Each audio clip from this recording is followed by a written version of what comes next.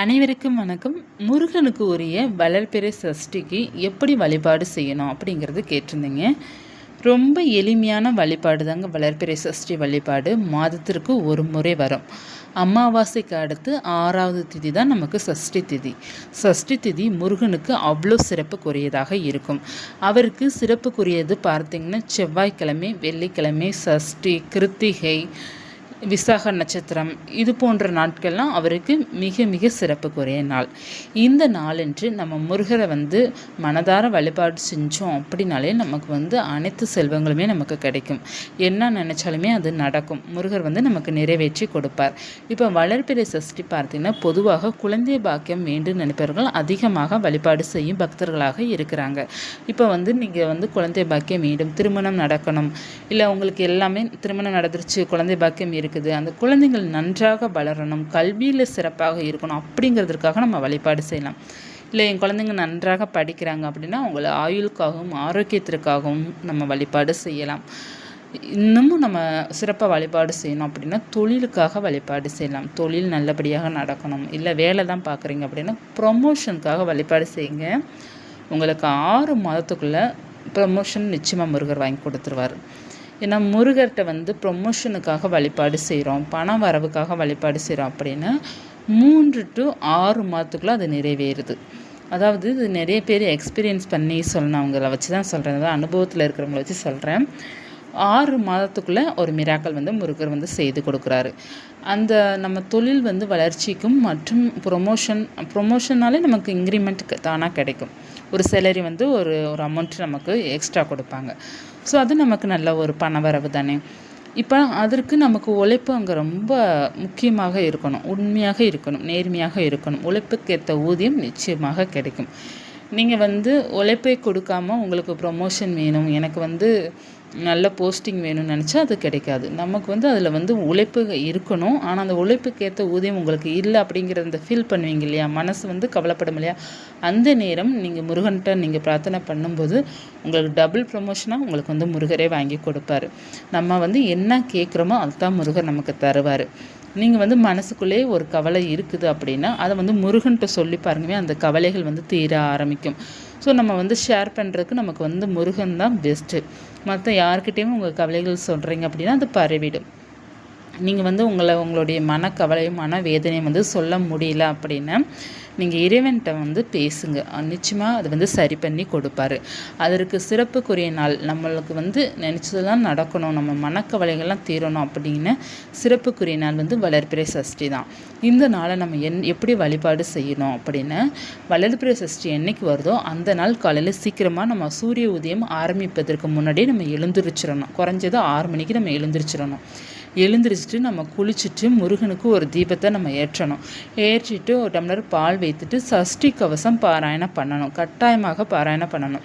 இப்போ சஷ்டி கவசம் உங்களால் பாராயணம் பண்ண முடியல அப்படின்னா மட்டும் நீங்கள் ஓம் சரவண பவாய நமக அந்த மந்திரத்தை நீங்கள் ஒரு 108 முறை, குறைஞ்சபட்சம் ஒரு 6 முறை, 21, 6, 9, ஒரு 54 இல்லை 108 இந்த மாதிரி கணக்கில் சொல்லுவாங்க.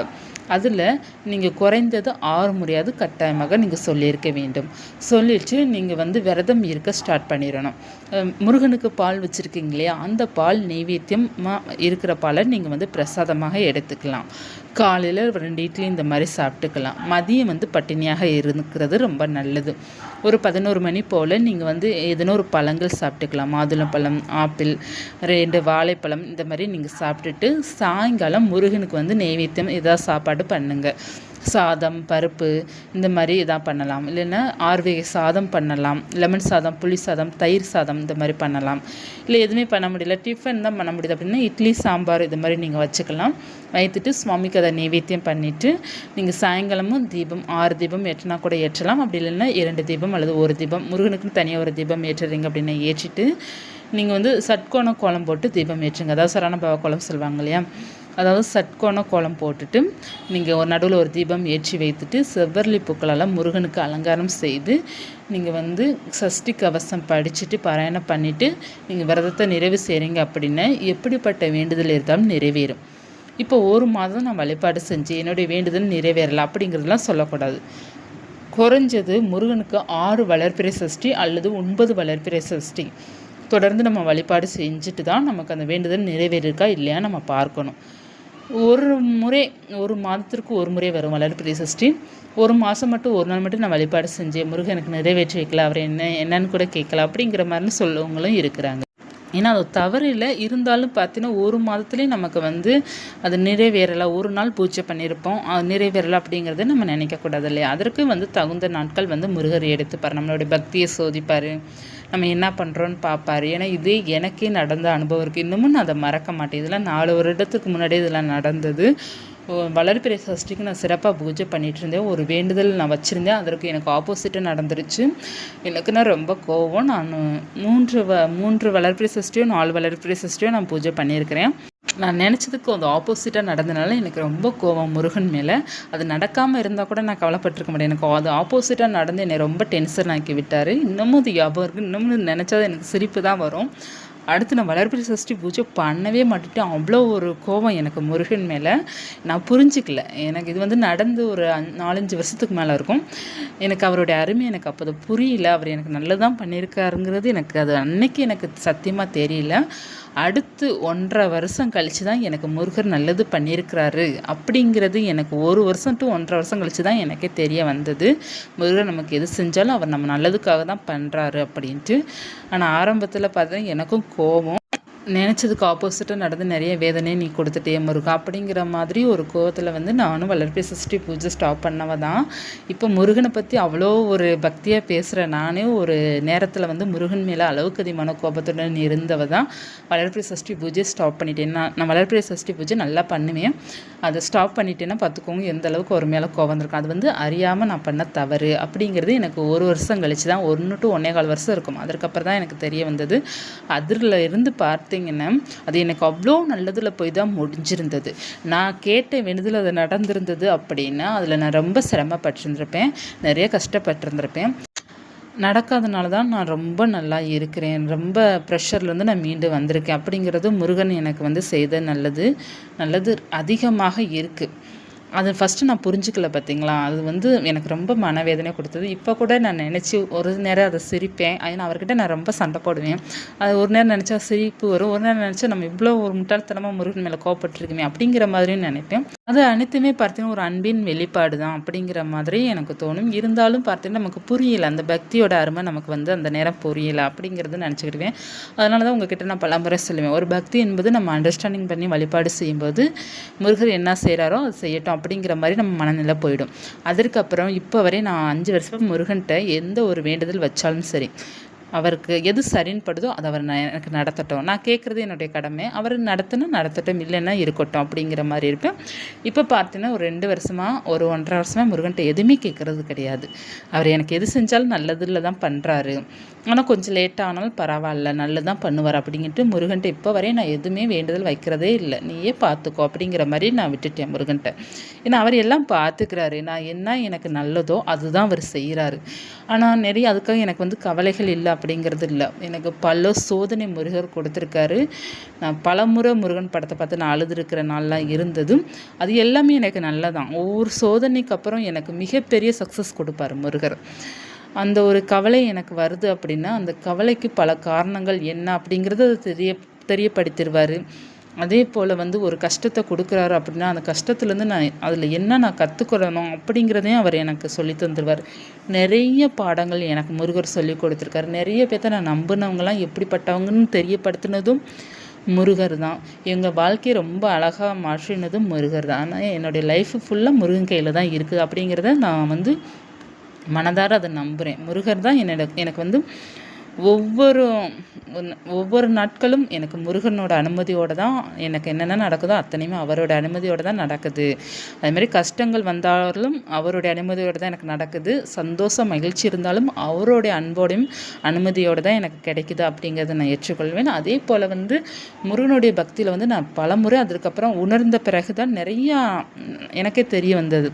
அவர் எனக்கு கஷ்டத்துலேயும் அவ்வளோ துணையாக இருந்திருக்கிறாரு. எனக்கு ஒரு பயம் ஒரு பிரச்சனை வரும்போது அவர் எனக்கு வந்து நிழல் போல் இருந்திருக்காரு அப்படிங்கிறது அடுத்தடுத்து புரிஞ்சப்போ தான் எனக்கே தெரியுது. அதுக்கு மாதிரியே எனக்கு ஒன்றுமே புரியல. நம்ம என்னடா எப்படி சாமி கும்பிட்டாலும் ஒன்றுமே நடக்கலை அப்படிங்கிற மாதிரி தான் தோணுச்சே தவிர, அந்த புரிதல் வந்த பிறகு ஒவ்வொரு சுச்சுவேஷன்லையும் அவர் என் கூட இருக்கிற மாதிரி ஒரு ஃபீல் ஆச்சு எனக்கு. அதனால் இப்போ எனக்கு என்ன நல்லதோ அதை முருகன்கிட்ட கேட்பேன். அது நல்லபடியாக நடந்தால் நடக்கட்டும், அப்படி இல்லையா உன்னுடைய ஆசீர்வாதத்தால் அது எனக்கு வந்து எப்போதும் அது நடக்கணுமோ நடக்கட்டும் அப்படிங்கிறத நான் விட்டுட்டேன். ஸோ இப்போ எல்லாமே நல்லா ஸ்மூத்தாக போய்கிட்டு இருக்கிறேன். என் லைஃபே ரொம்ப நல்லா போயிட்டு இருக்க காரணமே முருகன் தான். அதே போல் பண பிரச்சனை ஒரு முறை வந்தது, ஒரு இக்கட்டான சூழ்நிலை வந்தது. அது முருகர் தான் அந்த பிரச்சனையை எனக்கு கொடுத்தாரு அப்படிங்கிறது நான் புரிஞ்சுக்கிட்டேன். அந்த பிரச்சனை கொடுத்தா தான் என்னோடய லைஃப் அடுத்து நல்ல லெவலுக்கு போகும் அப்படிங்கிறதும் அவருடைய அறிகுறியாக நான் தெரிஞ்சுக்கிட்டேன். அதுவும் ஒரு சில பிரச்சனைனாலேயே நான் வாழ்க்கையை வந்து நல்லா முன்னேற்றத்திற்கு கொண்டு வந்துட்டேன். அதாவது எனக்கு எது நடந்தாலும் முருகன் தான் காரணம் அப்படிங்கிற மாதிரி நான் மனநிலைக்கு வந்துட்டேன் நான். சரி, நல்லது நடந்தாலும் சரி, தீமைகள் இருந்தாலும் சரி, எல்லாமே அவரே பார்த்துப்பார் அப்படின்ட்டு. அதாவது முருகன் மீது நிறைய அண்டர்ஸ்டாண்டிங்கும் இருக்குது, ரொம்ப பாசமும் இருக்குது. அவர் வந்து ஒரு இறைவன் அப்படிங்கிறத பார்ப்பதுக்கு முன்னாடி அவர் என்னுடைய உயிர் அப்படிங்கிற மாதிரி தான் இருக்குது. அவரை வந்து ஒரு கடவுளாகவே பார்க்க முடியல, ஒரு தெய்வம் அப்படிங்கிற மாதிரி என்னால் நினைக்கவே முடியல. நம்ம வீட்டில் ஒரு ஆள் அப்படிங்கிற மாதிரி தான் நினைக்க முடியாது. என்னன்னே தெரியல, அது ஒரு லவ், ஒரு அன்பு, அளவுக்கு அதிகமான அன்பு அப்படிங்கிறத நான் நினைக்கிறேன். அதனால தான் நான் சொல்கிறேன், முருகன் பக்தர்கள் வந்து முருகன்ட்டு நம்ம வாழ்க்கையை ஒப்படைச்சிட்டோம் அப்படின்னா நமக்கு எந்த பிரச்சனையும் கிடையாது. எது நடந்தாலும் அவருடைய அனுமதியோடு தான் நடக்கும். எந்த ஒரு சுச்சுவேஷனில் அவருடைய கை நமக்கு கொடுத்துக்கிட்டே தான் இருக்கும். அதை நான் உணர்ந்திருக்கேன். எங்களுக்கு வந்து ஒரு இக்கட்டான சூழ்நிலை கூட சொந்த பந்தம் கூட யாருமே எங்களுக்கு ஹெல்ப் பண்ணலை. யாரோ ஒருவர் முகம் தெரியாதவர் தான் எங்களுக்கு வந்து உதவி பண்ணாங்க, அர்ஜென்ட்டுக்கு உதவி பண்ணாங்க. அதெல்லாம் எங்களால் மறக்க முடியாது. அதில் முருகனோட அருளோடு தான் எங்களுக்கு நடந்தது அப்படிங்கிற மாதிரி ரொம்ப ஒரு பாசிட்டிவிட்டியும் வந்து முருகன் எனக்கு கொடுத்துருக்காரு. நிறைய கவலைகள் கொடுத்த முருகர் தான் மகிழ்ச்சியும் கொடுத்துருக்கிறாரு. அதில் நிறைய நான் நல்ல பாடங்கள் கற்றுக்கொண்டேன். வாழ்க்கையவே ரொம்ப அழகாக மாற்றி கொடுத்த முருகருக்கு வந்து எந்த அளவுக்கு நன்றி சொன்னால் பத்தாது. அவருடைய கடமை என்னுடைய கடமை அப்படிங்கிற மாதிரி நான் நினச்சிப்பேன். என்னை சந்தோஷமாக மாற்றி அமைக்கிறது, என்னுடைய வாழ்க்கையை நல்லா மாற்றிக்கொள்வது அவருடைய கடமை. அவரை பற்றி புகழ்ந்து பேசணும் அப்படிங்கிறது என்னுடைய கடமை அப்படிங்கிற மாதிரி தான் நினைத்து கொண்டு இருக்கிறேன். முருகருக்கு வந்து எப்போதுமே என் மீது பாசம் இருக்கும், எனக்கும் அவர் மீது என்றைக்குமே பாசம் இருக்கும். இது ஒரு அன்பு, ஒரு காதல் மாதிரி தான் இது. என்றைக்குமே அவர் மேலே இருக்கிற அன்பு வந்து குறையாது. கைவிடவே மாட்டாருங்க. அது மட்டும் நீங்கள் நல்லா புரிஞ்சுக்கோங்க. ஏதேனும் சுச்சுவேஷனில் நமக்கு அந்த வேண்டுதல் நடக்கலை அப்படின்னா கூட கவலைப்படாதீங்க. அது ஏதோ நன்மையில் போய் தான் இருக்குது அப்படிங்கிறத என்றைக்குமே நீங்கள் வந்து தெரிந்து கொள்ளுங்கள். உங்களுக்கு வந்து இதற்கு மீறி நான் சொல்ல முடியாது. ஏன்னா என்னுடைய வாழ்க்கையில் உங்கள்கிட்ட காவாசி சொல்லிட்டேன், நடந்ததை சொல்லிட்டேன். இன்னமும் இருக்குது, ஏகப்பட்ட மிராக்கள் இருக்குது. அது ஒரு சிலது பர்சனலாக சொல்கிற மாதிரி இருக்கும். அதனால தான் சொல்ல மாட்டேங்கிறேன். ஏன்னா எனக்கு தெரிஞ்சவங்க எனக்கு வந்து ரொம்ப ரிலேட்டிவ் ஃபுல்லாக என்னுடைய சேனல் பார்க்குறதுனால என்னுடைய பர்சனல் வந்து நான் யார்கிட்டையும் பொதுவாக வந்து ஷேர் பண்ணிக்க எனக்கு விருப்பம் இருக்காது. அதனால தான் நிறைய விஷயங்கள் நான் ஷேர் பண்ணல. என்னுடைய பர்சனல் வச்சு உங்ககிட்ட ஷேர் பண்ணாலே போதும், நீங்களே முருகனை பற்றி இவ்வளோலாம் பண்ணியிருக்காரு அப்படிங்கிறத நீங்களே சொல்லிடுவீங்க. ஏன்னா கஷ்டத்தையும் கொடுத்ததும் அவர் தான், சரி பண்ணுறதும் அவர் தான், எல்லாமே அவர் தான் பண்ணுவார். ஏன்னா நம்ம வந்து ஒரு இது சொல்லணும் அப்படின்னா நம்மளுடைய பர்சனல் கதையை சேர்த்து சொல்கிற மாதிரி இருக்குது. அது சொல்லும்போது பார்த்தீங்கன்னா ஒரு சில சொந்தக்காரங்களுக்கு தெரிஞ்சிருது என்னுடைய வாழ்க்கையில் நடந்தது என்ன அப்படின்ட்டு. ஏன்னா இதுக்கு முன்னாடி ஒரு சில வீடியோவில் ஒரு சிலது சொன்னேன், என்கிட்ட கேட்டுட்டாங்க, என்ன இப்படிலாம் நடந்துச்சாக்கும் அப்படின்னு கேட்டுட்டாங்க. அவங்க நல்லது கேட்குறாங்களா இல்லை சந்தோஷமாக கேட்குறாங்களான்னு தெரியல, கவலையில் கேட்குறாங்களான்னு தெரிய மாட்டேங்குது. ஏன்னா ஒரு சில பேருக்கு பார்த்திங்கன்னா சொந்தக்காரங்களுக்கு வந்து நம்ம நல்லா இருந்தாலே பிடிக்க மாட்டேங்குது. அவங்களுக்கு மேலே நம்ம போயிடக்கூடாது, அதுதான் அவங்க எதிர்பார்க்குறாங்க. எப்போதுமே பார்த்திங்கன்னா வசதியிலையும் சரி, நம்ம சந்தோஷத்துலேயும் சரி, மகிழ்ச்சியும் சரி, அவங்களுக்கு கீழே தான் நம்ம இருக்கணும் அப்படிங்கிறத எதிர்பார்க்குறாங்க. அவங்களோட நம்ம ஒரு படி கூட்டிட்டோம் அப்படின்னா நம்ம மேலே பொறாமை ஆயிடுது, இல்லைன்னா பிடிக்க மாட்டேங்குது. இது எதுக்கு, நம்ம வந்து சைலண்ட்டாக இருந்துக்கிறதே ரொம்ப நல்லது.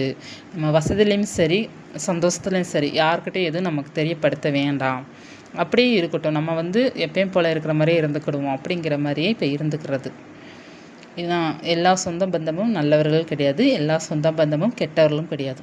ஒரு 2 பேர் நல்லவங்களாக இருக்கிறாங்க அப்படின்னா 2 பேர் கெட்டவர்களாக இருக்கத்தான் செய்கிறாங்க. அதனால் எல்லாமே முருகர் பார்த்துப்பார். நமக்கு வந்து யார் நமக்கு நல்லவங்க, யார் நமக்கு வந்து துணையாக இருக்கிறாங்களோ அவங்கள மட்டும்தான் இறைவன் நம்மக்கிட்ட விடுவார். மற்றவங்க தானாக ஒதுங்க ஆரம்பிச்சிடுவாங்க. அதனால் முருகன்கிட்ட நம்ம வாழ்க்கை ஒப்படைச்சிட்டோம் அப்படின்னா நமக்கு எல்லாமே நல்லதாக அமையும். வளர்பிறை சஷ்டி பூஜை அந்தளவுக்கு நமக்கு சிறப்பாக கொடுக்கும் அப்படிங்கிறது சொல்ல வர்றதுக்கும் இத்தனை கதையை நான் உங்ககிட்ட சொல்லிகிட்ருக்கிறேன்.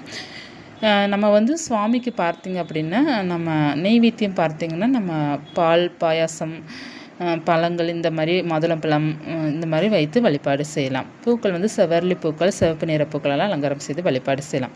அவர் ஒருபோதும் கைவிட மாட்டார்.